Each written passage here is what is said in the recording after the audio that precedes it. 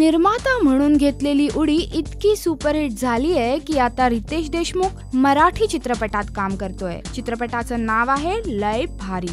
रितेशने स्वतःच या चित्रपटाबद्दल स्पष्टीकरण दिलं होतं आणि आता या चित्रपटाचं दिग्दर्शन करणार आहेत निशिकांत कामत। मराठीतला त्याचा डोंबिवली फास्ट आणि हिंदीतला मुंबई मेरी जान हे दोन्ही चित्रपट सुपरहिट आहेत आणि आता त्याच्या नेक्स्ट फिल्म मध्ये रितेशची प्रमुख भूमिका असणार आहे। चित्रपटाचं शूटिंग या मार्च पासून सुरू होईल आणि चित्रपट ऑक्टोबर-नोव्हेंबर पर्यंत प्रेक्षकांच्या भेटीला येईल असं रितेशने स्पष्ट केलं होतं। रितेश आणि निशिकांत एकत्र येतायत या माहितीला निशिकांतनेही दुजोरा दिलाय। आपल्या दोन्ही चित्रपटांतून निशिकांतने स्वतःच्या दिग्दर्शनाची एक वेगळी छबी तयार केली आहे। समाजात घडणाऱ्या घटनांचं चित्रीकरण करत करत एक रिअलिस्टिक कथानक घडवणारा निशिकांत आणि निखळ कॉमेडी करणारा रितेश हे कॉम्बिनेशन थोडं वेगळं आहे आणि शिवाय चित्रपटाचं नावही आहे लय भारी।